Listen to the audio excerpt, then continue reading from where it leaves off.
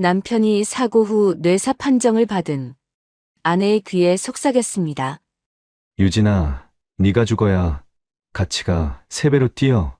병원장이 서류를 펼치며 말했습니다. 여기 들어온 환자는 법적으로 죽은 거나 다름없습니다. 내 연녀 조안나가 유진의 옷을 입고 비웃었습니다. 언니, 옷도 갤러리도 남편도 이제 다 내 거야. 그 순간 유진은 눈꺼풀 안쪽에서 눈동자를 굴렸습니다. 지금 들키면 진짜 죽는다. 눈꺼풀 하나, 호흡 하나까지 철저히 감추고 있었어요. 기다려. 당신이 만든 이 지옥에서 내가 반드시 걸어 나갈 거야. 이야기 시작 전 구독과 좋아요 부탁드립니다. 강남의 한복판, 서울에서 가장 크고 유명한 대학병원이 있습니다. 그 병원 꼭대기층에는 일반 병실과는 완전히 다른 VIP 전용 병동이 있었어요. 호텔 스위트룸처럼 넓고 화려한 그곳, 1호실 침대 위에 한 여자가 누워 있었습니다. 세계적인 미디어 아티스트 한유진 씨였어요. 34살 한창 꽃다운 나이의 그녀는 일주일 전 강원도 해안 절벽에서 차량과 함께 추락했습니다. 기적적으로 목숨은 건졌지만 의료진은 뇌사 판정을 내렸어요. 스스로 숨 쉬는 것조차 불가능해서 기계에 의존해야 하는 상태라고 했습니다. 삐삐삐. 병실 안에는 심장 박동을 알리는 기계음만 규칙적으로 울려 퍼지고 있었습니다. 창밖으로는 서울의 화려한 야경이 펼쳐져 있었지만 침대 위 유진 씨의 얼굴은 마치 밀랍 인형처럼 창백하고 고요했어요. 그런데 말입니다. 아무도 몰랐습니다. 유진 씨의 의식은 살아있었어요. 눈을 뜰 수도 손가락 하나 움직일 수도 없었지만 그녀는 모든 것을 듣고 있었습니다. 처음 깨어났을 때 유진 씨는 자신이 깊은 바닷속에서 익사하는 줄 알았어요. 온몸이 납덩이처럼 무겁고 어둠 속에서 허우적거리는 느낌이었죠. 그런데 어느 순간 희미하게 소리가 들리기 시작했습니다. 기계음, 사람들의 발자국 소리, 그리고 익숙한 목소리. 남편 성준혁 씨의 목소리였어요. 바로 그 시각 병실 밖 복도에서는 취재진이 몰려와 있었습니다. 플래시 세례 속에서 준혁 씨는 눈물을 뚝뚝 흘리며 인터뷰에 응하고 있었어요. 제 모든 것을 팔아서라도 아내를 살리겠습니다. 유진이는 제 전부예요. 제발 기적이 일어나길 기도해 주세요. 그의 목소리는 떨렸고 두 눈은 충혈되어 있었습니다. 기자들 사이에서 안타까움의 탄식이 흘러나왔어요. 세계적인 아티스트의 비극적인 사고, 그리고 헌신적인 남편. 완벽한 비극의 주인공이었죠. 그때 복도 저편에서 다급한 발소리가 들려왔습니다. 유진 씨의 친정 어머니였어요. 칠순이 넘은 노인은 간호사에게 부축을 받으며 허겁지겁 달려왔습니다. 우리 딸 좀 보게 해주세요. 제발요, 유진이 얼굴만이라도. 어머니의 목소리는 울음으로 갈라져 있었습니다. 그러나 준혁 씨는 부드러운 미소를 지으며 장모를 가로막았어요. 어머니, 지금은 안 됩니다. 유진이가 많이 힘든 상태예요. 어머니 건강을 위해서라도 오늘은 돌아가 쉬세요. 제가 밤새 지킬 테니까요. 너무나 다정한 목소리였습니다. 어머니는 결국 고개를 떨구고 발길을 돌렸어요. 아무도 의심하지 않았습니다. 그가 얼마나 완벽한 가면을 쓰고 있는지. 기자들이 물러가고 복도가 조용해지자 준혁 씨는 천천히 병실 문을 열고 들어왔습니다. 찰칵 문이 닫히는 소리와 함께 그의 얼굴에서 모든 슬픔이 사라졌어요. 마치 무대 위의 배우가 커튼 뒤로 들어선 것처럼 눈물의 흔적은 온데간데 없이 차가운 표정만 남았습니다. 그는 아내의 침대 옆으로 다가갔습니다. 유진 씨의 볼 위에 남아있던 눈물 자국을 손수건으로 닦아냈어요. 하지만 그 손길은 다정함과는 거리가 멀었습니다. 마치 더러운 것을 치우듯 거칠게 문질러 닦아버렸죠. 울긴. 네가 무슨 감정이 있다고. 중얼거리는 그의 목소리는 얼음장처럼 차가웠습니다. 유진 씨는 눈꺼풀 안쪽에서 눈동자를 굴렸어요. 심장이 쿵쿵 뛰었지만 기계 수치가 올라가면 안 됐습니다. 온 힘을 다해 호흡을 가다듬었어요. 들키면 안 됩니다. 절대로. 준혁 씨는 침대 난간에 기대어 앉더니 유진 씨의 귓가에 입술을 가까이 대었습니다. 마치 사랑의 속삭임이라도 하듯이요. 유진아, 네가 죽어야 우리 갤러리 가치가 3배로 뛰어. 알아? 살아있는 작가보다 죽은 작가 작품이 더 비싸거든. 이건 사업이야. 개인적인 감정은 없어. 그 순간 유진 씨의 심장이 멎는 것 같았습니다. 아니, 심장은 더 빠르게 뛰기 시작했어요. 분노 때문이었습니다. 손가락 하나 움직일 수 없는 몸으로 그녀는 이를 악물었습니다. 기계 수치가 올라가려 하자 유진 씨는 머릿속으로 숫자를 세며 호흡을 억눌렀어요. 하나, 둘, 셋. 절대 들키면 안 됩니다. 준혁 씨는 장난이라도 치듯 유진 씨의 손가락에 꽂힌 산소포화도 측정기를 빼냈습니다. 삐삐삐 경고음이 울리기 시작했어요. 그는 태연하게 그 소리를 듣다가 간호사 발소리가 복도에서 들리자 재빨리 다시 끼워 넣었습니다. 문이 열리고 간호사가 고개를 들이밀었어요. 보호자님, 무슨 일 있으셨어요? 아, 아닙니다. 제가 실수로 건드렸나 봐요. 죄송합니다. 미소를 지으며 고개를 숙이는 그의 모습은 그야말로 완벽한 연기였습니다. 간호사가 나가자 준혁 씨는 코트 주머니에서 무언가를 꺼냈습니다. 선명한 빨간색 립스틱이었어요. 케이스에는 금색 이니셜이 새겨져 있었습니다. 조안나. 남편의 내연녀 이름이었죠. 그는 그 립스틱을 유진 씨의 굳은 손가락 사이에 억지로 끼워 넣었습니다. 이거 안나 거야. 예쁘지? 내 색이랑은 안 어울리겠다. 비웃음이 섞인 목소리였습니다. 유진 씨는 눈을 뜰 수 없었지만 눈꺼풀 안쪽으로 뜨거운 눈물이 고이는 것을 느꼈어요. 그 순간 유진 씨의 머릿속에 사고 당일의 기억이 번개처럼 스쳐 지나갔습니다.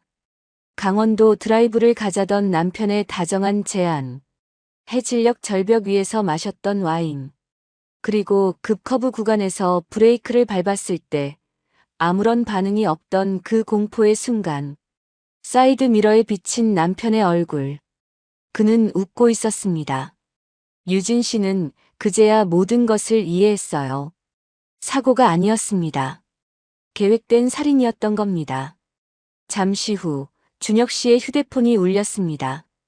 그는 전화를 받으며 병실 구석으로 걸어갔어요. 네, 원장님. 준비 다 됐습니까? 네, 오늘 밤 바로 옮기겠습니다. 거기라면 아무도 찾아오지 못할 테니까요. 전화를 끄는 그는 마지막으로 아내를 내려다보았습니다. 잘 자, 유진아. 이게 마지막 밤이야. 병실 문이 닫혔습니다. 기계음만이 다시 고요하게 울려 퍼졌어요. 침대 위에 유진 씨는 미동도 하지 않았습니다. 하지만 그녀의 마음속에서는 거대한 불길이 타오르고 있었어요. 손끝 하나 움직일 수 없는 이 지옥 같은 몸 안에서 그녀는 스스로에게 맹세했습니다. 죽여버릴 거야. 당신이 만든 이 지옥에서 내가 반드시 걸어나갈 거야. 그리고 당신이 흘린 가짜 눈물보다 더 뜨거운 진짜 눈물을 흘리게 만들어줄 거야. 삐삐삐. 심박 측정기의 소리가 조금 빨라졌습니다. 하지만 아무도 눈치채지 못했어요. 이미 죽은 것으로 여겨진 여자의 심장이 복수를 위해 다시 뛰기 시작했다는 것을. 그날 밤 서울 하늘에는 거센 폭우가 쏟아졌습니다. 자정을 넘긴 시각, 병원 지하 주차장에 번호판이 가려진 사설 구급차 한 대가 대기하고 있었어요. 인적 없는 그곳에서 유진 씨는 들것에 실린 채 구급차 안으로 옮겨졌습니다. 마치 짐짝처럼 아무런 설명도 없이요. 구급차 안은 어둡고 좁았습니다. 천장의 희미한 조명 아래 유진 씨는 눈을 감은 채 모든 소리에 귀를 기울였어요. 구급대원 2명이 나누는 대화가 들려왔습니다. 이 환자 어디로 가는 거야? 서류도 이상하고. 몰라. 보호자분이 비용 2배로 주신다고 했어. 질문하지 말래. 2배? 뭔가 찜찜한데. 야, 우리가 뭘 알아. 시키는 대로 하자. 유진 씨의 심장이 철렁 내려앉았습니다. 2배의 비용을 주고서라도 자신을 어딘가로 보내려는 것. 그것은 분명 정상적인 병원 이송이 아니었어요. 구급차가 출발했습니다. 창문 너머로 강남의 화려한 네온사인이 빠르게 스쳐 지나갔어요. 번쩍이는 백화점 간판, 불야성을 이루는 카페거리. 유진 씨가 작품 전시회를 열고 인터뷰를 하고 남편과 팔짱을 끼고 걸었던 그 거리들이었습니다. 하지만 그 불빛들은 점점 멀어져 갔어요. 1시간, 2시간. 구급차가 달릴수록 창밖 풍경은 완전히 달라졌습니다. 화려한 도시의 불빛은 사라지고 어둠 속의 빗줄기만 내리치는 국도가 끝없이 이어졌어요. 그리고 어느 순간부터 파도 소리가 들리기 시작했습니다. 철썩, 철썩. 거친 파도가 바위에 부딪히는 소리였어요. 구급차가 속도를 줄이더니 마침내 멈췄습니다. 문이 열리자 짙은 바다 안개와 함께 차가운 공기가 밀려 들어왔어요. 도착했습니다. 구급대원이 무심하게 말했습니다. 유진 씨는 들것에 실린 채 구급차 밖으로 나왔습니다. 눈을 뜰 수 없었지만 피부로 느껴지는 습기와 귀에 들리는 소리만으로도 알 수 있었어요. 이곳은 서울이 아니었습니다. 사람이 사는 세상이 아닌 것 같았어요. 끼익. 녹슨 철문이 열리는 소리가 귀를 찔렀습니다. 마치 공포 영화에서나 들을 법한 그런 소리였죠. 유진 씨는 그 순간 온몸에 소름이 돋는 것을 느꼈어요. 어서 오십시오, 성 사장님. 낮고 굵은 남자 목소리가 들렸습니다. 병원장이라고 했어요. 최갑수라는 이름이었습니다. 원장님, 말씀드린 대로 부탁합니다. 남편 준혁 씨의 목소리였습니다. 그 목소리에는 병원에서 기자들 앞에서 보여줬던 슬픔은 티끌만큼도 없었어요. 오히려 사업 계약을 마무리 짓는 것처럼 건조하고 담담했습니다. 걱정 마십시오. 여기 들어온 환자는 법적으로 죽은 거나 다름없습니다. 아무도 찾아오지 못해요. 찾아올 방법 자체가 없으니까. 최갑수 원장의 말에 준혁 씨가 만족스러운 웃음을 흘렸습니다. 그래야죠. 여기가 끝이니까. 봉투가 전해지는 소리, 그리고 돈을 세는 소리가 들렸어요. 유진 씨는 이를 악물었습니다. 자신의 목숨값이 저렇게 거래되고 있었습니다. 유진 씨는 낡은 병실로 옮겨졌습니다. 들것에서 침대로 옮겨지는 순간 코를 찌르는 곰팡이 냄새가 느껴졌어요. 서울병원의 깨끗한 소독 냄새와는 완전히 달랐습니다. 오래되고 축축하고 무언가 썩어가는 냄새였어요. 침대 스프링이 삐걱거렸습니다. 천장 어딘가에서 물이 새는지 똑똑 규칙적으로 물방울 떨어지는 소리도 들렸어요. 준혁 씨가 병실 안으로 들어왔습니다. 그는 유진 씨의 침대 옆에 서서 아래를 내려다보았어요. 여기가 내 새집이야, 유진아. 어때? 마음에 들어? 비웃음이 섞인 목소리였습니다. 그는 주머니에서 무언가를 꺼냈어요. 유진 씨의 휴대폰과 작은 노트북이었습니다. 작업 스케줄과 모든 연락처가 담긴 것들이었죠. 이것들은 이제 필요 없겠지. 둔탁한 소리가 들렸습니다. 망치로 내리치는 소리였어요. 1번, 2번, 3번. 화면이 깨지고 부서지는 소리가 병실 안에 울려 퍼졌습니다. 유진 씨는 눈을 감은 채 주먹을 꽉 쥐고 싶었지만 손가락 하나 움직일 수 없었어요. 작업실 열쇠도 있네. 이것도 필요 없고. 준혁 씨는 부서진 전자기기들과 열쇠를 비닐봉지에 담았습니다. 나중에 바다에 버려야겠다. 이젠 진짜 끝이야. 그때 준혁 씨의 시선이 유진 씨의 귀에 머물렀습니다. 작은 다이아몬드 귀걸이가 희미한 불빛에 반짝이고 있었어요. 그는 거칠게 손을 뻗어 귀걸이를 잡아 빼냈습니다. 앗! 유진 씨의 귓불이 찢어지는 듯한 통증이 느껴졌지만 그녀는 신음조차 낼 수 없었습니다. 이건 안나한테 더 어울리겠네. 걔가 좋아하겠다. 귀걸이를 주머니에 넣으며 준혁 씨가 중얼거렸습니다. 유진 씨의 마음속에서 무언가가 무너져 내렸어요. 그 귀걸이는 돌아가신 할머니가 남겨주신 유품이었습니다.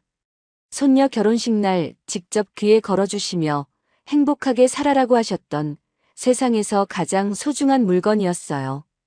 그것을 내 연녀에게 주겠다니.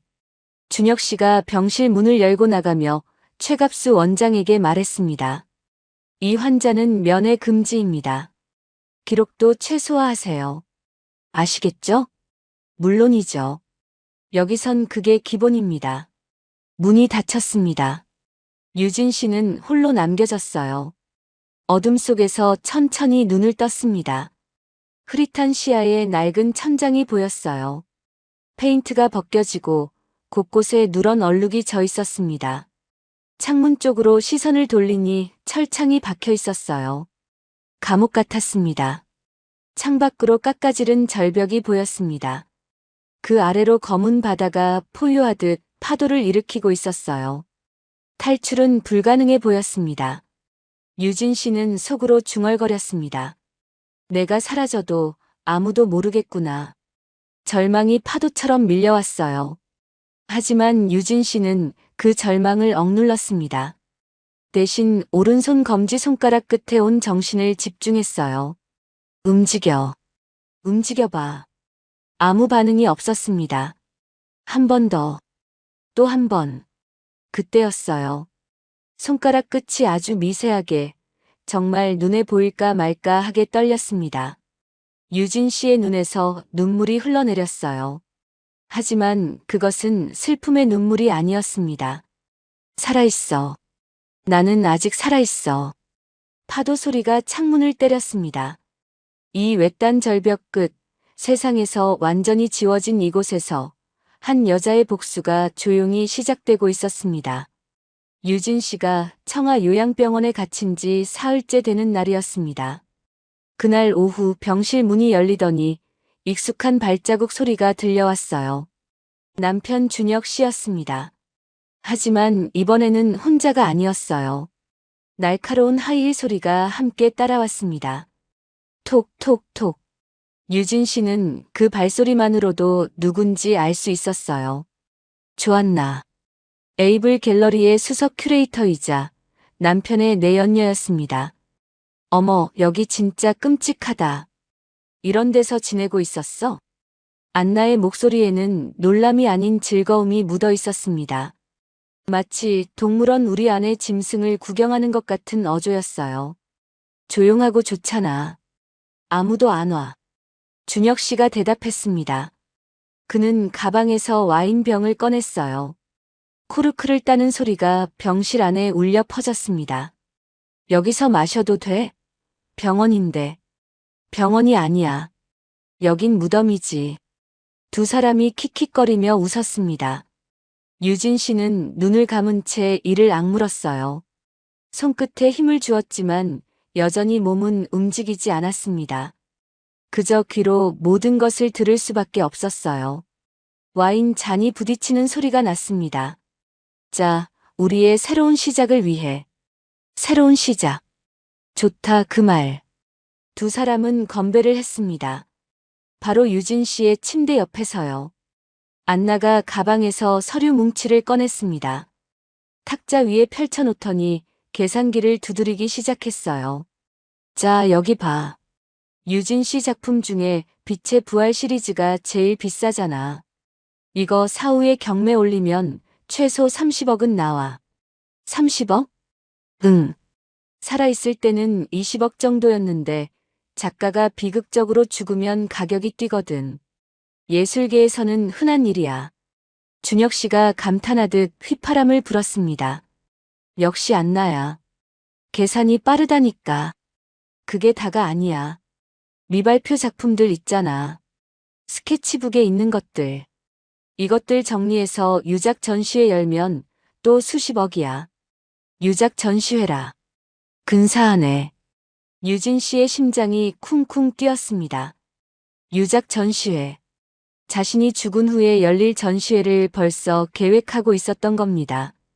안나가 자리에서 일어나 유진 씨의 침대 옆으로 다가왔습니다.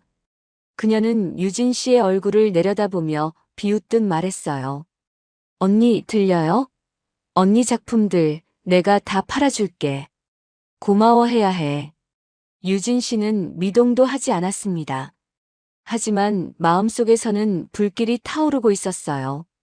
안나가 가방에서 스케치북 하나를 꺼냈습니다. 유진 씨의 미발표 작품들이 담긴 것이었어요. 안나는 그 스케치북을 펼치더니 코웃음을 쳤습니다. 솔직히 말해서 이 정도 선은 나도 그리겠다. 뭐가 그렇게 대단하다고. 찢는 소리가 들렸습니다. 서걱 서걱. 안나가 스케치북의 페이지들을 찢어내고 있었어요. 이건 별로네. 이것도 별로고. 유진 씨는 비명을 지르고 싶었습니다. 그 스케치들은 밤잠을 설쳐가며 그린 것들이었어요. 한 장 한 장에 유진 씨의 영혼이 담겨 있었습니다. 하지만 그녀는 손가락 하나 움직일 수 없었어요. 준혁 씨가 탁자 위에 다른 서류를 들어 보였습니다. 이것 좀 봐. 이게 제일 중요한 거야. 뭔데? 저작권 양도 동의서. 유진이의 모든 작품 저작권을 나한테 넘기는 서류야. 와, 대박. 이거 언제 만들었어? 어제. 변호사한테 부탁했지. 물론 유진이 서명이 필요해. 안나가 고개를 갸웃거렸습니다. 서명은 어떻게 해? 간단하지. 준혁 씨가 유진 씨의 침대로 다가왔습니다. 그는 유진 씨의 오른손을 거칠게 집어들더니 엄지손가락에 인주를 묻혔어요.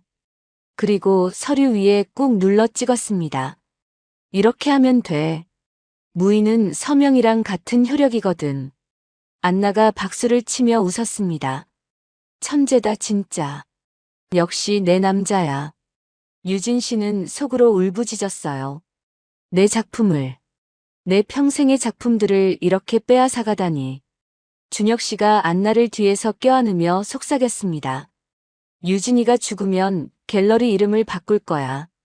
어떻게? 에이블 갤러리 말고 그냥 성준혁 갤러리. 어때? 멋지다. 완전 멋져.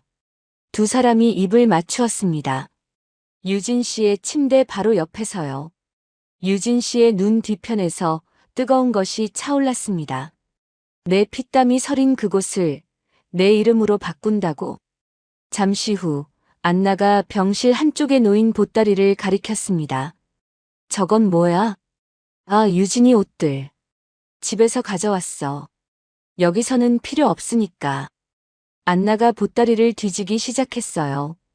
고급 원피스, 캐시미어 코트, 실크 블라우스. 유진 씨가 아끼던 옷들이었습니다. 와, 이거 진짜 비싼 거잖아. 나 이거 입어도 돼? 당연하지. 다 내 거야.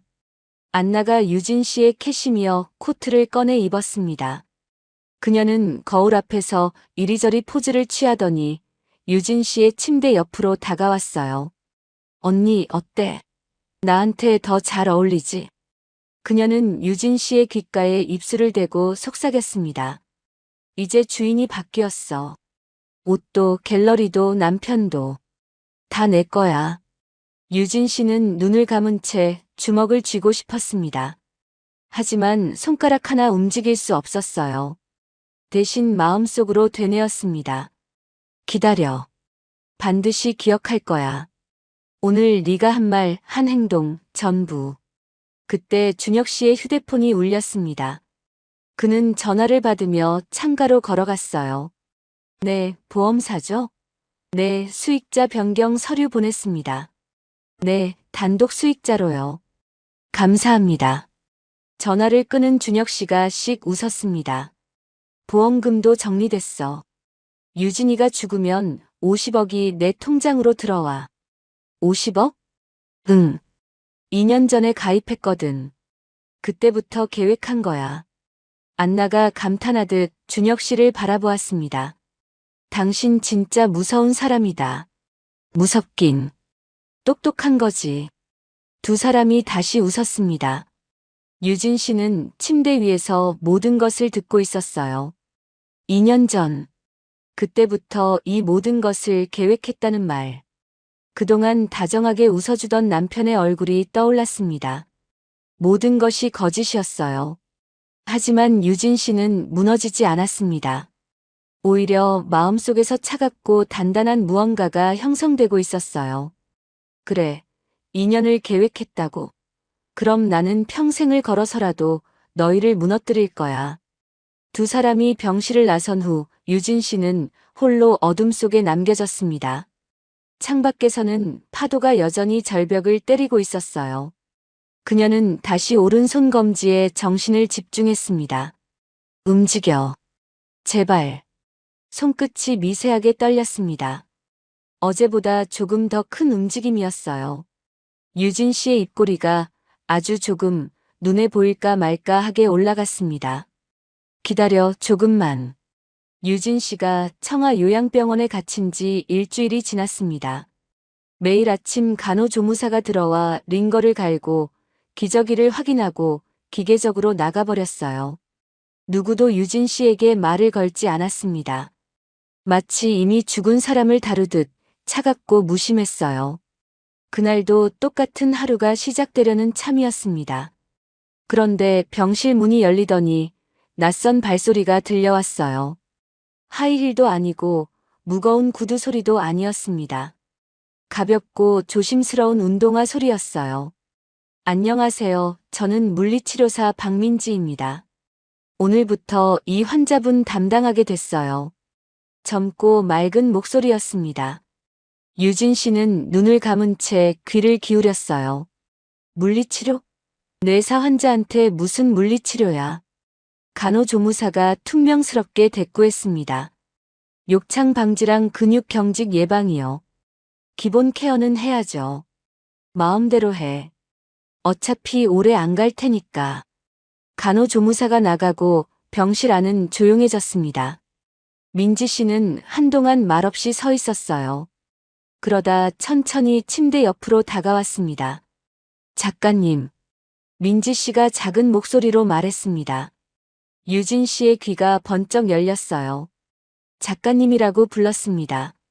한유진 작가님 맞으시죠? 저 작가님 작품 진짜 좋아해요. 민지 씨의 목소리가 살짝 떨렸습니다. 3년 전이었어요. 제가 너무 힘들 때가 있었거든요. 우울증이 심해서 하루하루 버티기가 힘들었어요. 그때 우연히 작가님 전시회에 갔었는데 민지 씨가 잠시 말을 멈추었습니다. 빛의 부활이라는 작품 있잖아요. 그 작품 앞에서 1시간을 울었어요. 어둠 속에서 빛이 피어나는 그 영상을 보는데 제 마음속에도 뭔가가 피어나는 것 같았거든요. 그날 이후로 조금씩 나아졌어요. 작가님 작품이 저를 살렸어요. 유진 씨의 마음속에서 무언가가 흔들렸습니다. 자신의 작품이 누군가를 살렸다는 말. 눈물이 날 것 같았어요. 민지 씨가 유진 씨의 손을 조심스럽게 잡았습니다. 뉴스에서 사고 소식 듣고 얼마나 놀랐는지 몰라요. 그런데 여기에 계셨네요. 이런 곳에. 민지 씨는 유진 씨의 굳은 손가락들을 하나하나 부드럽게 주물렀습니다. 전문적인 손길이었어요. 굳어버린 관절을 풀어주는 섬세한 움직임이 느껴졌습니다. 근육이 많이 굳으셨네요. 매일 풀어드릴게요. 민지 씨가 손에서 발로 이동했습니다. 유진 씨의 발등을 부드럽게 누르며 마사지를 시작했어요. 그러다 발바닥을 자극하는 순간 민지 씨의 손이 멈추었습니다. 민지 씨가 작은 소리를 냈어요. 유진 씨의 발가락이 아주 미세하게 움찔한 것이었습니다. 기계 수치에는 나타나지 않을 정도로 작은 움직임이었지만 민지 씨는 그것을 놓치지 않았어요. 설마 의식이 있으신 건가? 민지 씨는 급히 주위를 둘러보았습니다. 병실 천장 구석에 CCTV가 설치되어 있었어요. 붉은 불빛이 깜빡이고 있었습니다. 누군가 지켜보고 있다는 뜻이었죠. 민지 씨는 침착하게 자세를 바꾸었습니다. 자신의 등으로 카메라를 가린 채 유진 씨의 얼굴 쪽으로 몸을 숙였어요. 작가님, 제 말 들리시면 눈동자를 움직여 보세요. 민지 씨가 속삭이듯 말하며 유진 씨의 눈꺼풀을 살짝 들어 올렸습니다. 유진 씨의 눈동자가 보였어요. 그리고 그 눈동자가 천천히, 아주 천천히 민지 씨를 향해 움직였습니다. 민지 씨는 숨이 멎는 것 같았습니다. 손이 떨렸어요. 세상에. 살아계셔. 의식이 있어. 바로 그때 병실 문이 벌컥 열렸습니다. 뭐 하는 거야? 최갑수 원장이 서 있었어요. 뚱뚱한 몸집에 의심스러운 눈초리를 하고 있었습니다. 민지 씨는 재빨리 유진 씨의 눈꺼풀을 내리고 몸을 일으켰어요. 그리고 태연하게 대답했습니다. 아, 눈 상태 확인하고 있었어요. 각막 건조해지면 안 되니까요. 원장이 의심스러운 눈으로 민지 씨를 훑어보았습니다. 그래. 그런 거면 됐고. 이 환자한테 너무 정들지 마. 오래 안 갈 테니까. 네. 무슨 말씀이세요? 보호자분이 곧 연명 치료 중단하신대. 며칠 안에 정리될 거야. 괜히 힘 빼지 말라고. 원장이 의미심장하게 웃으며 나갔습니다. 민지 씨는 닫힌 문을 바라보며 주먹을 꽉 쥐었어요. 연명 치료 중단. 의식이 있는 사람을 죽이겠다는 소리였습니다. 그날 밤 자정이 넘은 시각이었어요. 병원 복도에는 인기척이 없었습니다. 민지 씨가 살금살금 유진 씨의 병실로 들어왔어요. 손에는 작은 물컵을 들고 있었습니다. 작가님. 민지 씨가 유진 씨의 귓가에 속삭였습니다. 물 조금 적셔드릴게요. 입술이 너무 말랐어요. 민지 씨가 거즈에 물을 적셔 유진 씨의 입술에 갖다 대었습니다. 오랜만에 느껴지는 물기였어요.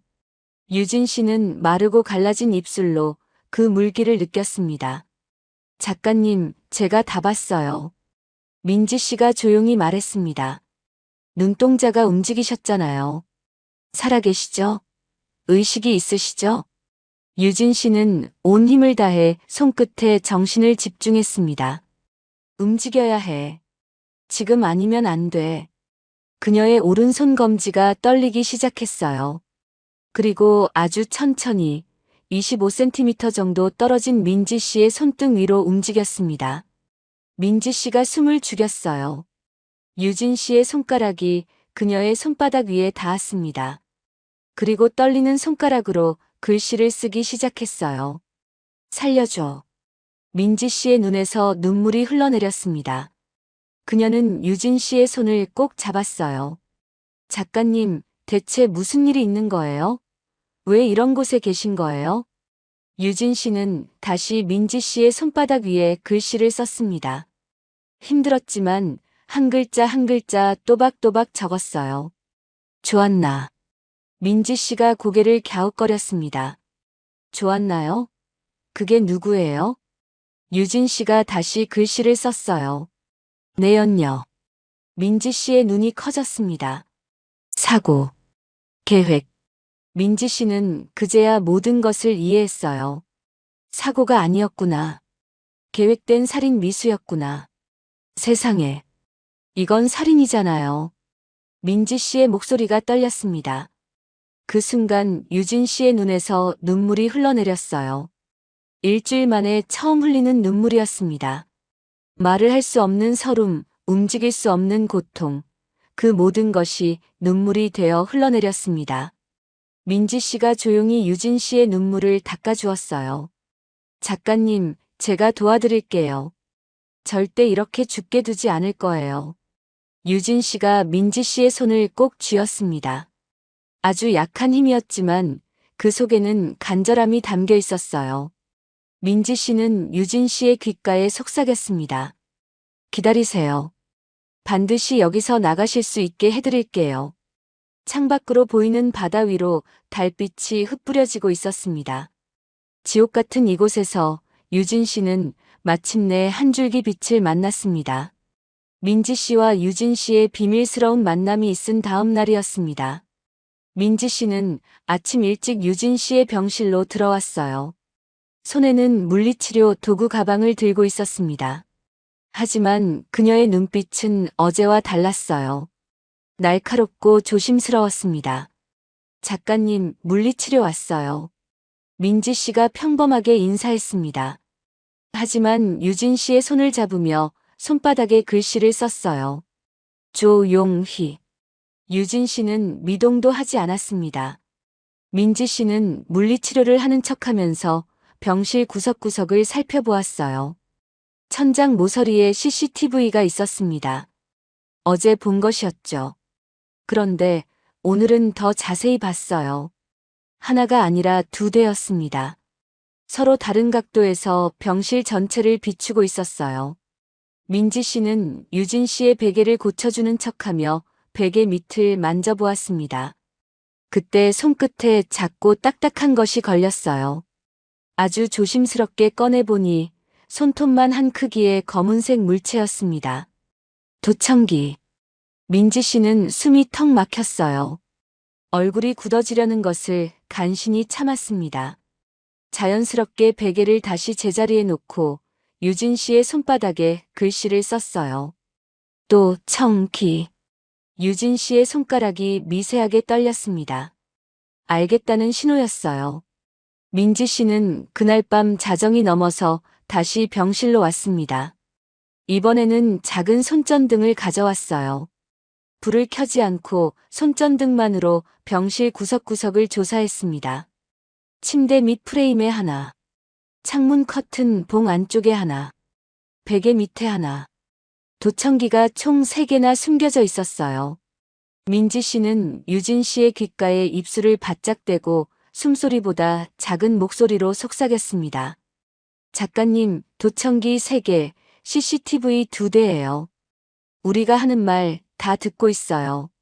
유진 씨의 눈꺼풀이 아주 미세하게 떨렸습니다.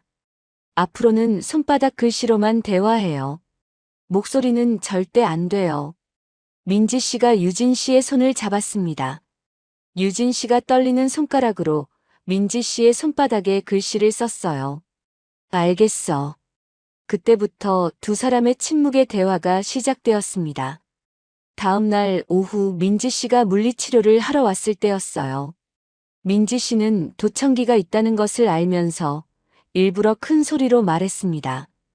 환자분 상태가 점점 나빠지고 있네요. 반응이 거의 없어요. 혼잣말처럼 중얼거렸지만 도청기에 들릴 만큼 또렷한 목소리였어요. 아무래도 오래 못 가실 것 같아요. 안타깝네. 민지 씨가 유진 씨의 손을 잡았습니다. 손바닥에는 전혀 다른 말을 썼어요. 연기해요. 유진 씨는 알겠다는 듯 손가락을 살짝 움직였습니다. 그 시각 서울의 에이블 갤러리에서는 남편 준혁 씨가 도청 녹음을 듣고 있었어요. 휴대폰에 연결된 앱을 통해 실시간으로 병실 상황을 확인할 수 있었습니다. 상태가 점점 나빠지고 있네요. 오래 못 가실 것 같아요. 준혁 씨는 만족스러운 미소를 지었습니다. 그래, 그렇게 조용히 가면 되는 거야. 민지 씨의 연기가 통한 것이었습니다. 며칠 뒤 민지 씨는 유진 씨에게 중요한 정보를 물었어요. 손바닥 글씨로요. 갤러리. 비밀. 유진 씨가 떨리는 손가락으로 답했습니다. 금고. 비번. 0724. 민지 씨는 고개를 끄덕였어요.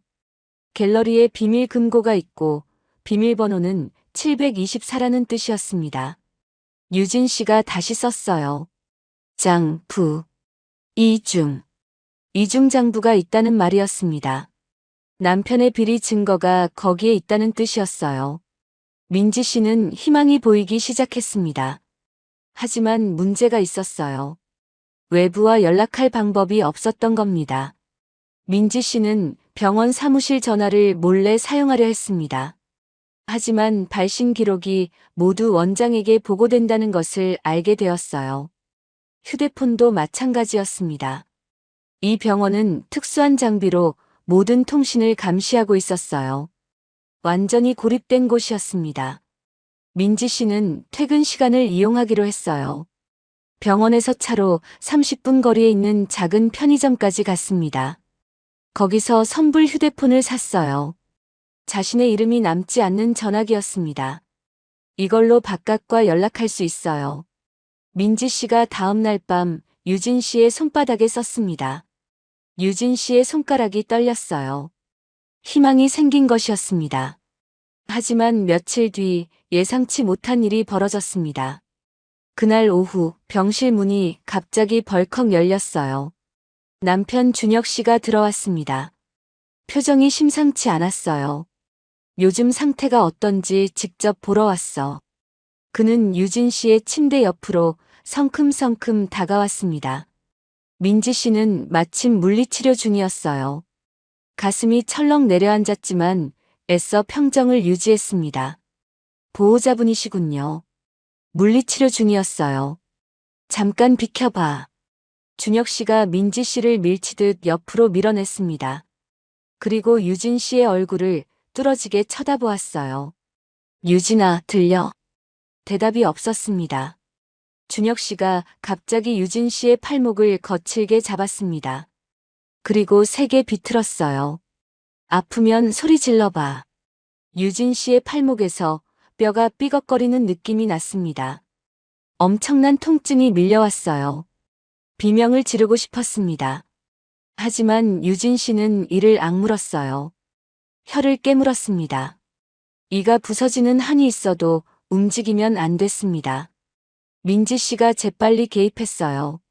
저기, 보호자님. 그러시면 안 돼요. 욕창이 생길 수 있어요. 뭐? 어차피 죽을 사람인데 욕창이 뭐가 중요해. 준혁 씨가 팔목을 놓으며 비웃었습니다. 진짜 아무 반응도 없네. 완전히 끝났어. 그는 만족스러운 표정을 지으며 병실을 나갔습니다. 문이 닫히자마자 민지 씨가 유진 씨에게 달려왔어요. 유진 씨의 눈에서 눈물이 흘러내리고 있었습니다. 하지만 입술은 굳게 다물어져 있었어요.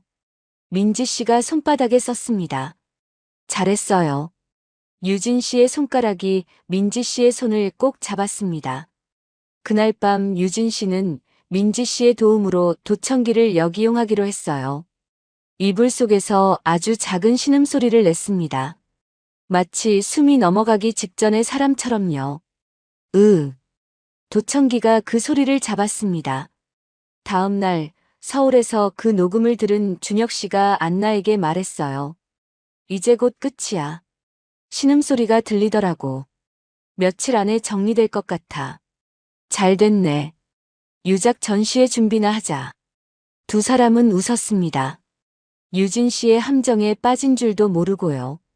유진 씨가 도청기를 통해 신음소리를 흘린 지 이틀 뒤였습니다.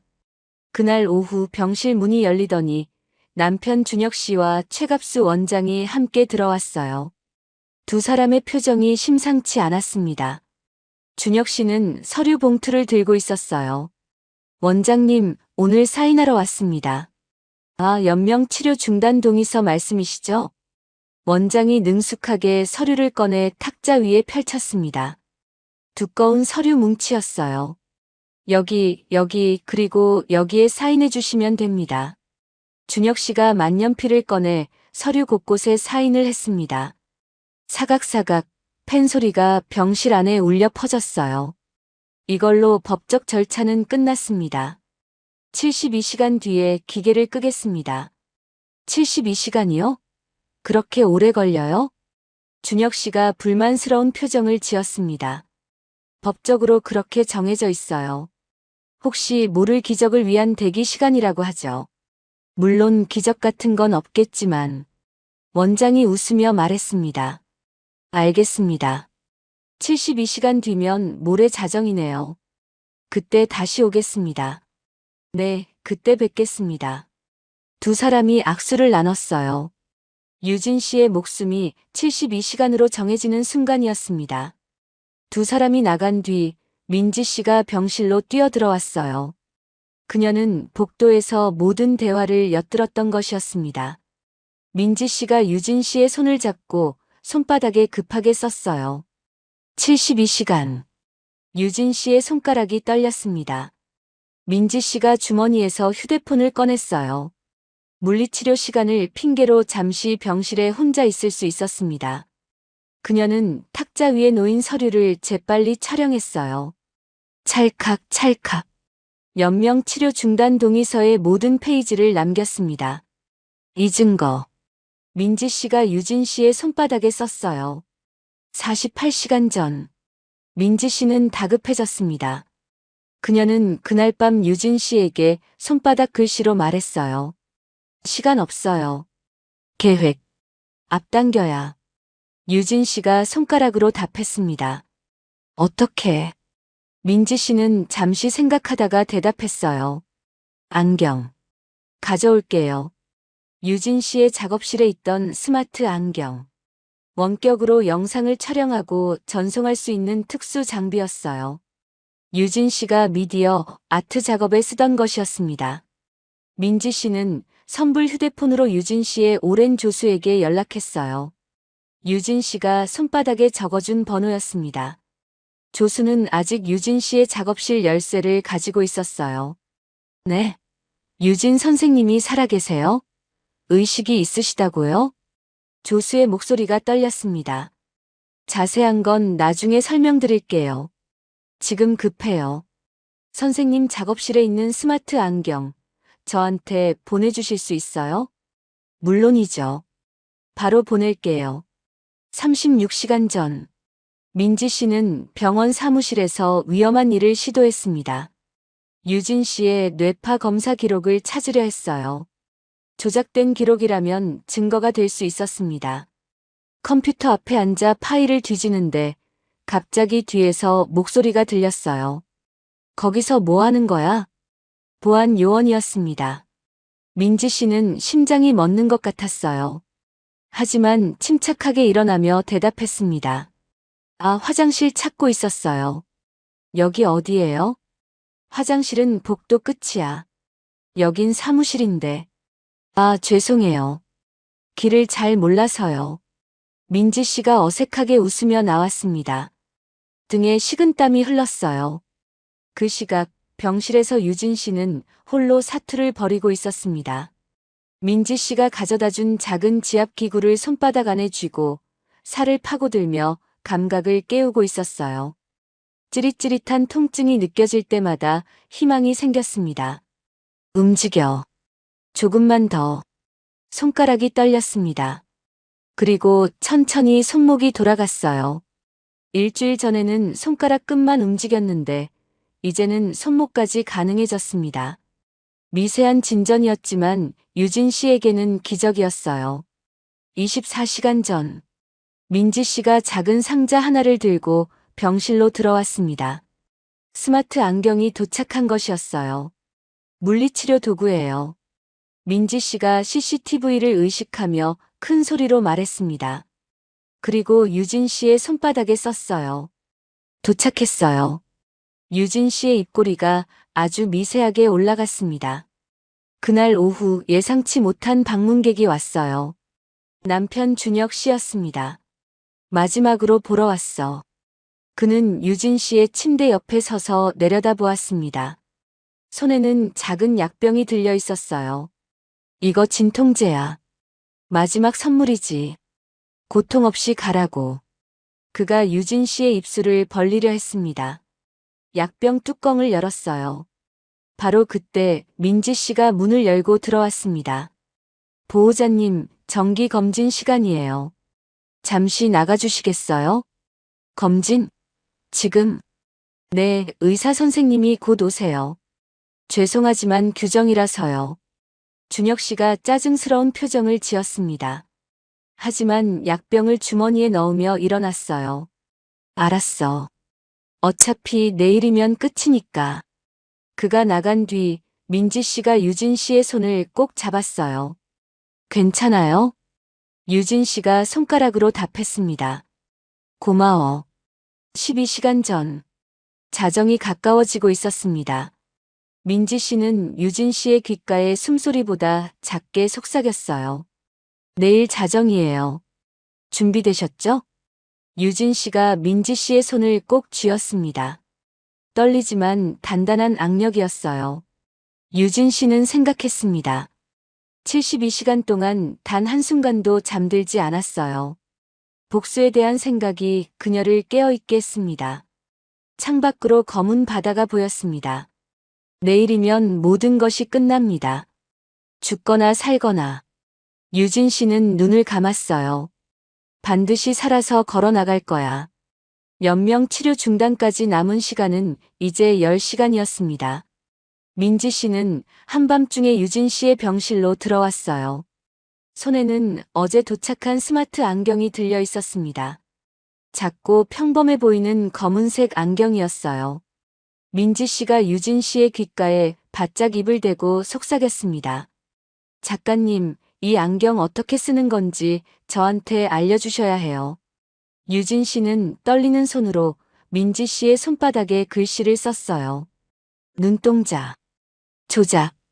눈동자로 조작한다고요? 유진 씨가 다시 썼습니다. 아이 트래킹. 민지 씨는 고개를 끄덕였어요. 눈동자의 움직임을 추적해서 기계를 조작하는 기술이었습니다. 유진 씨가 미디어 아트 작업에 쓰던 최첨단 장비였어요. 유진 씨는 2년 전 이 안경을 직접 개발했습니다. 손을 쓰지 않고도 눈동자만으로 컴퓨터를 조작하고 실시간으로 영상을 촬영하고 전송할 수 있었어요. 전 세계 미술관에서 혁신적인 기술이라며 찬사를 보냈던 작품의 핵심 도구였죠. 그때는 예술을 위해 만든 것이었습니다. 하지만 지금은 복수를 위한 무기가 될 것이었어요. 민지 씨가 물었어요. 그런데 이 안경으로 뭘 하려고요? 유진 씨가 손바닥에 썼습니다. 생중계. 생중계요? 녹화. 전송. 갤러리. 민지 씨의 눈이 커졌습니다. 그제야 계획이 이해되기 시작했어요. 병실에서 일어나는 일을 녹화해서 갤러리로 전송하겠다는 거죠? 유진 씨가 손가락으로 동그라미를 그렸습니다. 정답이라는 뜻이었어요. 민지 씨가 다시 물었습니다. 그런데 어떻게 갤러리로 전송해요? 인터넷 연결은요? 유진 씨가 천천히 설명을 썼어요. 옥상. 안테나. 연결. 병원 옥상에 통신 안테나가 있었습니다. 그것을 조작해서 외부 서버와 연결할 수 있다는 뜻이었어요. 민지 씨의 얼굴이 굳었습니다. 제가 옥상에 올라가야 하는 거예요? 유진 씨가 민지 씨의 손을 꼭 쥐었어요. 부탁해. 민지 씨는 깊은 한숨을 쉬었습니다. 사실 그녀에게는 비밀이 하나 있었어요. 고소공포증이었습니다. 높은 곳만 가면 다리가 풀리고 눈앞이 아득해졌어요. 하지만 민지 씨는 고개를 끄덕였습니다. 알겠어요. 해볼게요. 새벽 3시, 병원이 깊이 잠든 시간이었습니다. 민지 씨는 손전등 하나만 들고 옥상으로 올라갔어요. 녹슨 철문을 밀고 나가자 차가운 바람이 얼굴을 때렸습니다. 옥상 가장자리에는 허름한 난간만 있었어요. 그 너머로는 깎아지른 절벽과 검은 바다가 보였습니다. 민지 씨의 다리가 후들거렸어요. 손에서 땀이 흘렀습니다. 하지만 이를 악물고 안테나를 향해 걸어갔어요. 안테나는 옥상 한가운데 서 있었습니다. 유진 씨가 알려준 대로 작은 상자 하나를 안테나 기둥에 연결했어요. 외부 서버와 접속하기 위한 증폭기였습니다. 유진 씨의 조수가 안경과 함께 보내준 것이었어요. 딸깍. 연결 완료. 민지 씨는 허겁지겁 옥상에서 내려왔습니다. 복도에서 허벅지를 주무르며 겨우 숨을 골랐어요. 무서웠지만 해냈습니다. 아침이 밝았습니다. 연명 치료 중단까지 6시간 남았어요. 민지 씨가 물리치료 시간에 맞춰 병실로 들어왔습니다. 그녀는 CCTV의 사각지대에서 유진 씨에게 안경을 건넸어요. 유진 씨가 천천히 안경을 쓰자 렌즈 안쪽에서 희미한 불빛이 반짝였습니다. 시스템이 활성화된 것이었어요. 유진 씨는 눈동자를 천천히 움직였습니다. 왼쪽, 오른쪽, 위, 아래. 안경 화면에 글자들이 떠올랐어요. 눈동자만으로 메뉴를 선택하고 암호를 입력하기 시작했습니다. 199000324.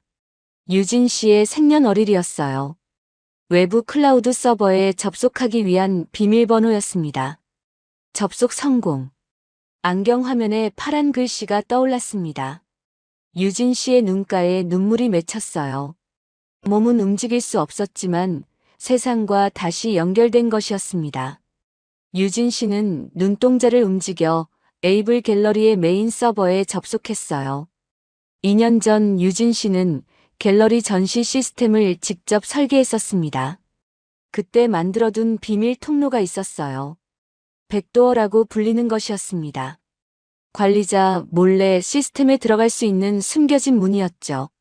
유진 씨는 그 문을 열었습니다. 갤러리 서버에 접속하자 전시회 일정이 떠올랐어요. 내일 저녁 에이블 갤러리에서 유진 씨의 유작 전시회가 열릴 예정이었습니다. VIP 500명 초청, 전 세계 생중계. 준혁 씨와 안나가 계획한 화려한 행사였어요. 유진 씨는 씁쓸하게 웃었습니다. 내 장례식을 그렇게 화려하게 치르려고 했구나. 하지만 이제 그 전시회는 전혀 다른 것을 보여줄 것이었어요.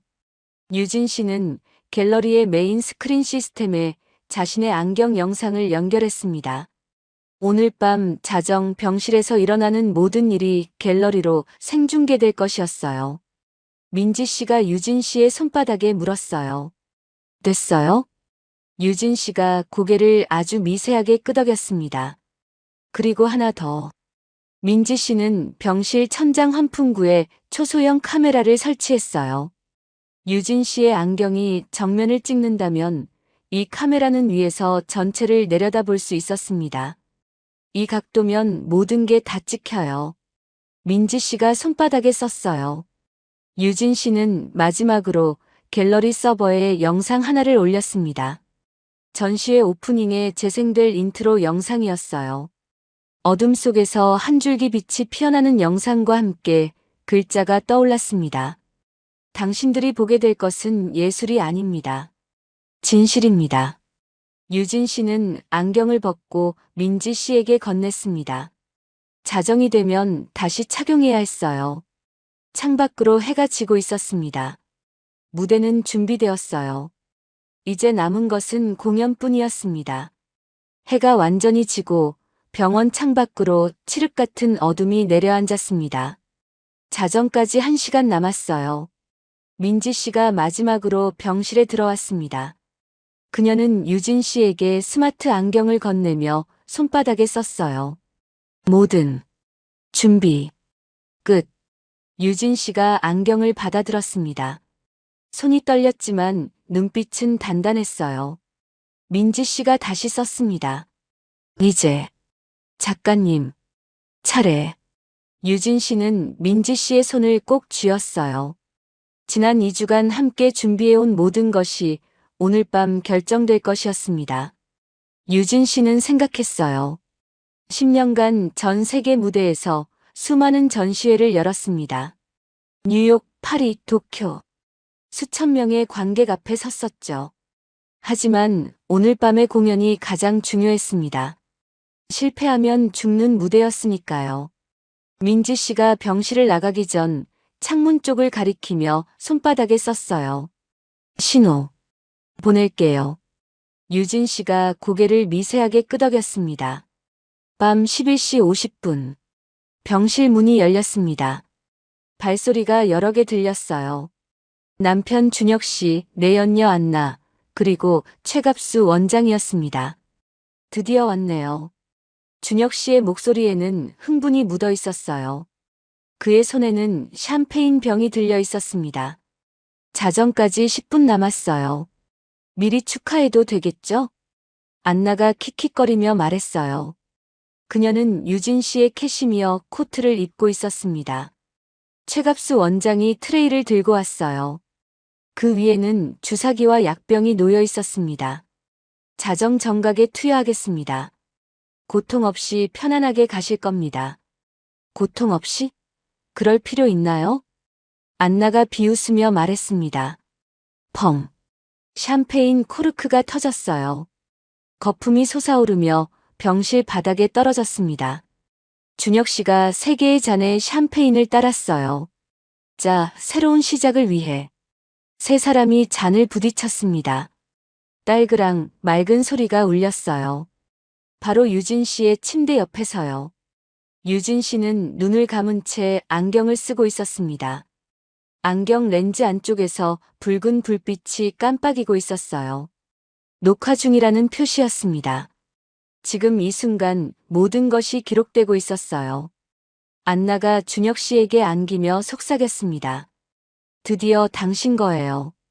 갤러리도 작품도 전부. 두 사람이 입술을 맞추었어요. 내일 유작 전시회가 대박 날 거야. 비극적으로 죽은 천재 작가.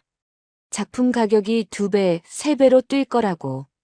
준혁 씨가 유진 씨의 침대 옆으로 다가왔습니다. 그는 호흡기 기계에 연결된 밸브를 손으로 만지작거렸어요. 유진아, 이거 알아? 네가 죽으면 나한테 50억이 들어와. 보험금이야. 안나가 웃으며 맞장구 쳤어요. 거기다 갤러리 가치가 300억은 되죠? 그렇지. 합치면 350억. 내 목숨값 치고는 괜찮지 않아? 준혁 씨가 유진 씨의 얼굴을 내려다보며 말했습니다. 솔직히 말해줄게. 그 사고 있잖아. 강원도 절벽에서.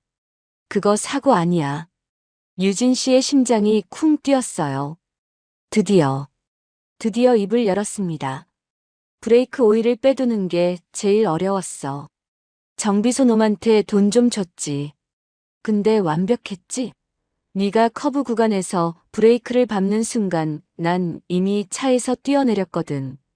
준혁 씨가 유진 씨의 귀에 입술을 대고 속삭였습니다. 네가 절벽으로 떨어지는 거 봤어.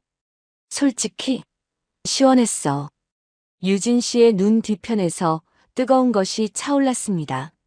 하지만 참았어요. 조금만 더. 안나가 유진 씨의 침대 옆으로 다가왔습니다.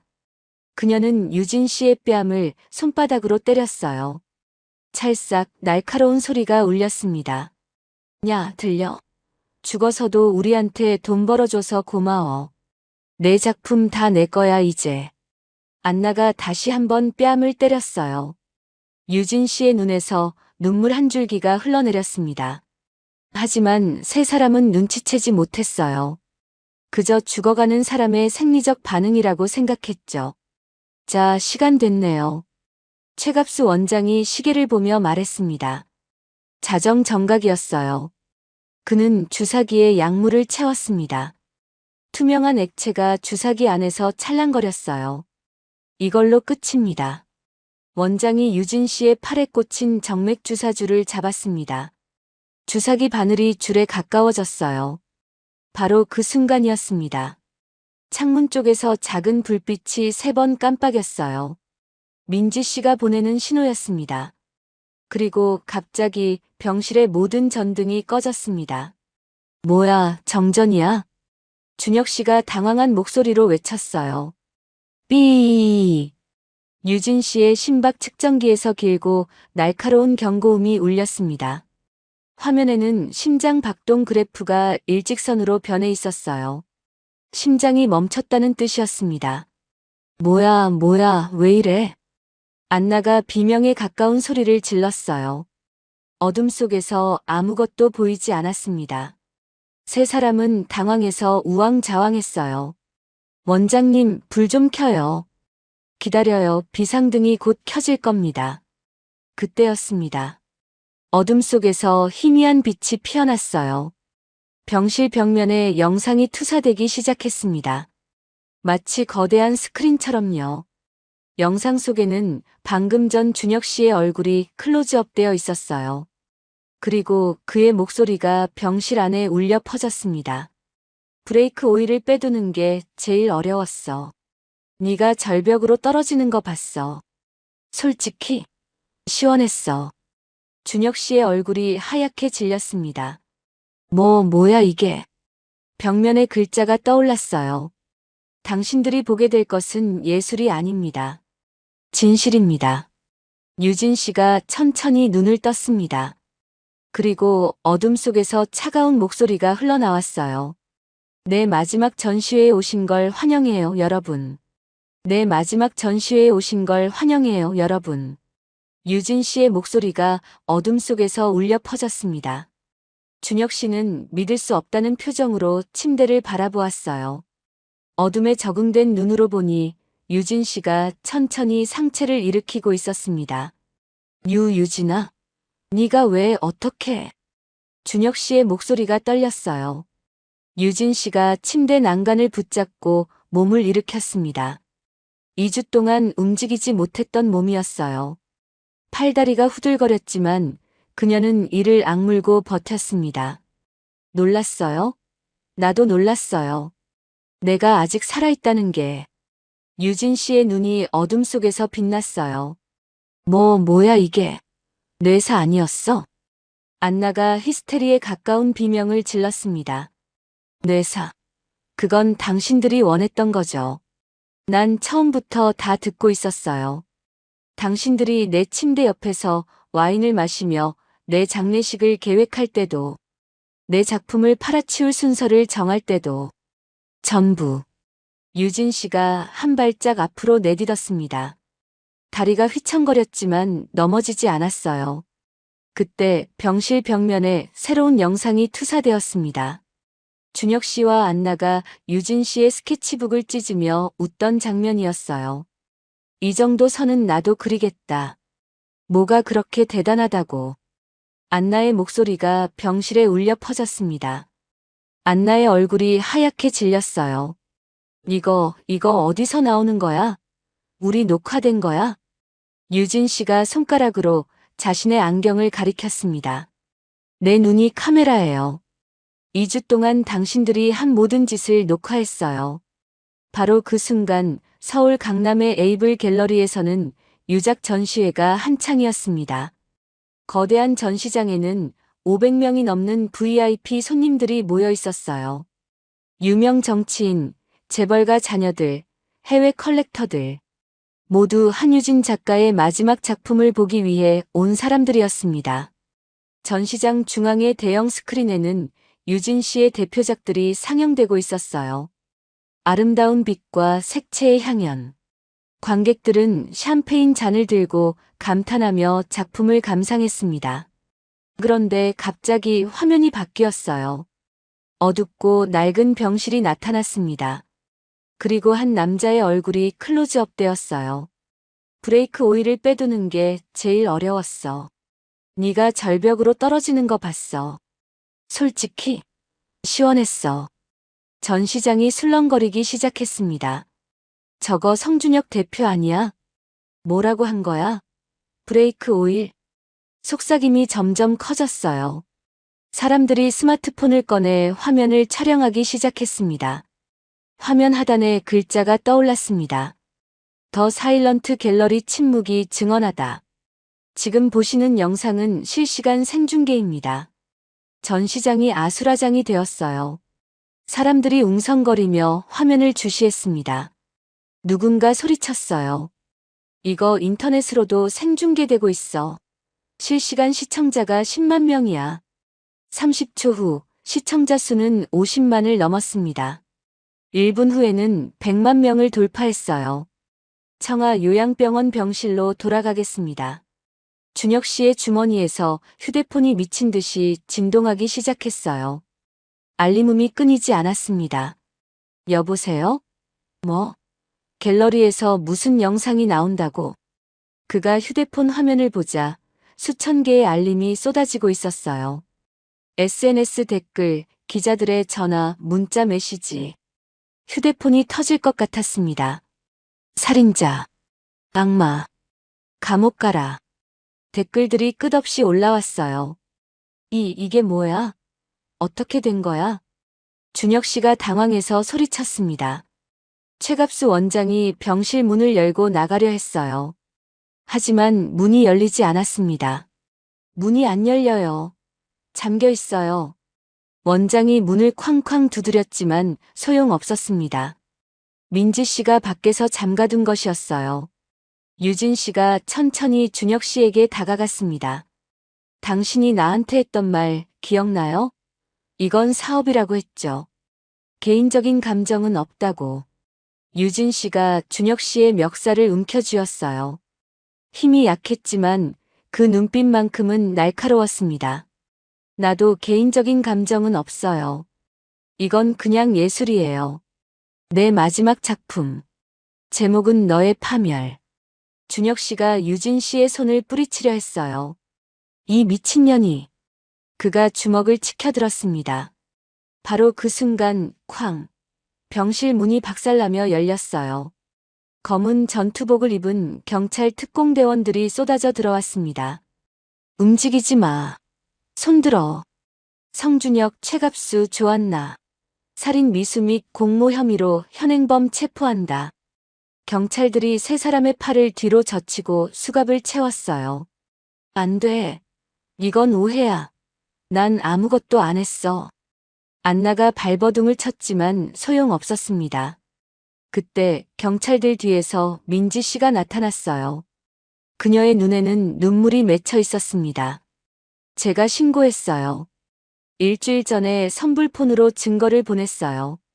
오늘 자정에 맞춰달라고요. 유진 씨가 민지 씨를 바라보았습니다. 두 사람의 시선이 마주쳤어요. 말없이 고개를 끄덕였습니다. 유진 씨가 천천히 카메라를 향해 걸어갔습니다.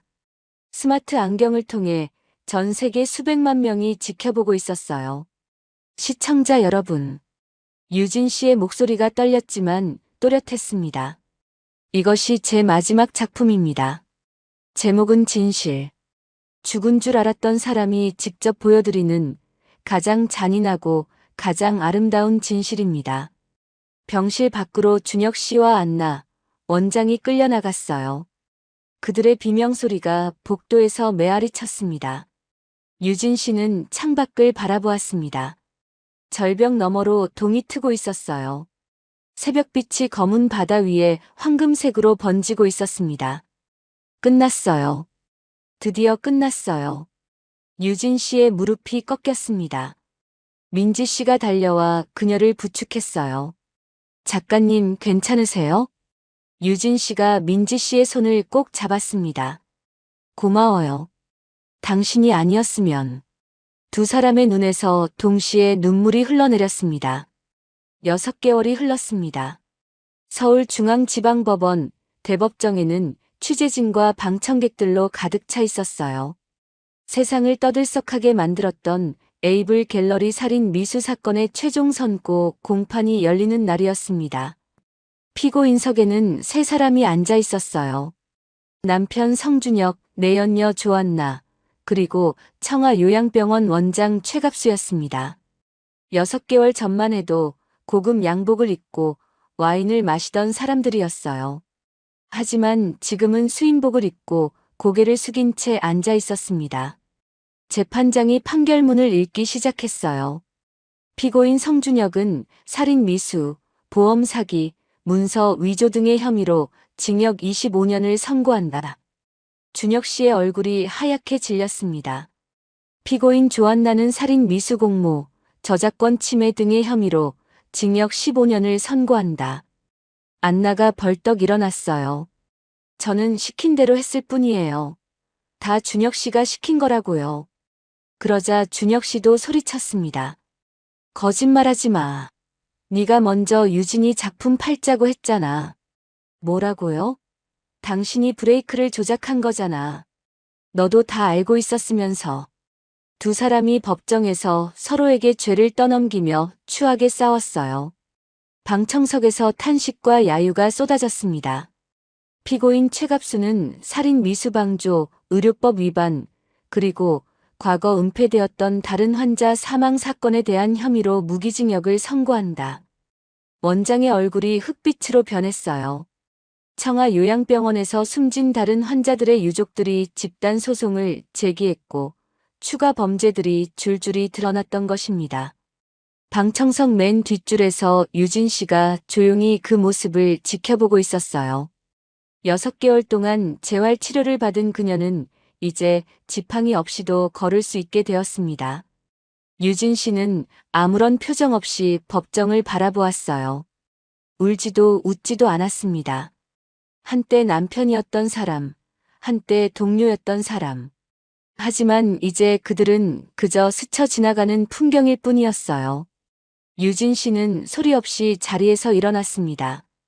그리고 아무 말 없이 법정을 빠져나왔어요. 법원 로비에서 유진 씨의 친정 어머니가 기다리고 있었습니다. 7순이 넘은 노인은 딸을 보자마자 눈물을 흘렸어요. 유진아, 끝났구나. 이제 다 끝났어. 유진 씨가 어머니를 꼭 안았습니다. 어머니 옆에는 민지 씨가 서 있었어요. 유진 씨의 어머니가 민지 씨의 손을 잡았습니다. 민지 씨, 정말 고마워요. 당신이 우리 딸을 살려줬어요. 당신은 우리 집안의 은인이에요.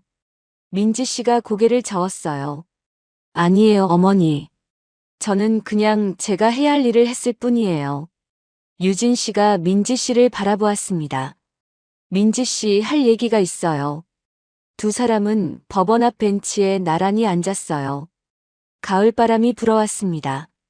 갤러리 부관장 자리, 민지 씨가 맡아줬으면 해요. 민지 씨가 깜짝 놀랐습니다. 저요? 저는 물리치료사인데요. 예술에 대해서는 아무것도 몰라요. 예술은 배울 수 있어요. 하지만 사람을 살리는 마음은 배울 수 없어요. 민지 씨한테는 그게 있잖아요. 민지 씨의 눈에 눈물이 맺혔어요. 작가님, 저는 그냥 작가님 옆에서 배우고 싶어요. 그것만으로도 충분해요. 유진 씨가 민지 씨의 손을 꼭 잡았습니다. 그럼 함께 해요. 오래오래. 한 달 뒤 유진 씨는 강원도에 있었습니다. 사고가 났던 그 절벽이었어요. 까마득한 낭떠러지 아래로 푸른 바다가 펼쳐져 있었습니다. 6개월 전 유진 씨는 이곳에서 죽을 뻔했어요. 유진 씨는 손에 낡은 스케치북 조각들을 들고 있었습니다. 안나가 찢어버린 것들을 경찰이 증거물로 수거했다가 돌려준 것이었어요. 유진 씨는 그 조각들을 한 장씩 바람에 날려보냈습니다. 펄럭펄럭. 종이 조각들이 바람을 타고 절벽 아래로 떨어져 내렸어요. 유진 씨는 속으로 말했습니다. 이제 당신은 내 그림 속에도, 내 기억 속에도 없어요. 안녕, 성준혁. 마지막 종이 조각이 바다로 사라지자 유진 씨는 미소를 지었어요. 처음으로 마음이 가벼워진 것 같았습니다. 그로부터 2달 뒤 서울 강남의 에이블 갤러리에서 새로운 전시회가 열렸습니다. 전시회 제목은 더 레저렉션, 부활이었어요. 갤러리 앞에는 수백 명의 기자와 팬들이 몰려 있었습니다. 플래시가 터지고 함성이 울려 퍼졌어요. 전시장 문이 열리고 유진 씨가 모습을 드러냈습니다. 휠체어도 지팡이도 없이 당당하게 2발로 걸어 나왔어요. 하얀 원피스를 입은 유진 씨는 마치 빛나는 것 같았습니다. 관객들 사이에서 박수와 환호가 터져 나왔어요. 전시장 첫 번째 작품은 거대한 캔버스였습니다. 어둠 속에서 한 줄기 빛이 피어나고 그 빛 속에서 눈동자 하나가 빛나고 있었어요. 제목은 72시간이었습니다. 작가님, 한 기자가 손을 들었어요. 복수가 끝난 지금 앞으로는 무엇을 그리실 건가요? 유진 씨가 마이크 앞에 섰습니다. 잠시 생각하더니 미소를 지으며 대답했어요. 삶을요. 짧지만 강한 한마디였습니다. 기자들의 플래시가 다시 터졌어요. 유진 씨는 전시장 안으로 걸어 들어갔습니다. 민지 씨가 그녀의 옆에 나란히 섰어요. 두 사람은 서로를 바라보며 미소 지었습니다. 전시장 마지막 벽면에는 이런 문구가 적혀 있었어요. 기록은 결코 사라지지 않습니다. 당신이 죽였다고 생각한 그 진실이 당신의 목을 조르는 가장 화려한 예술이 되어 돌아올 것입니다. 유진 씨는 그 문구 앞에 멈춰 섰습니다. 그리고 조용히 중얼거렸어요. 나는 살아 돌아왔어요. 그리고 앞으로도 계속 살아갈 거예요. 창밖으로 서울의 석양이 붉게 물들고 있었습니다. 새로운 삶이 시작되고 있었어요.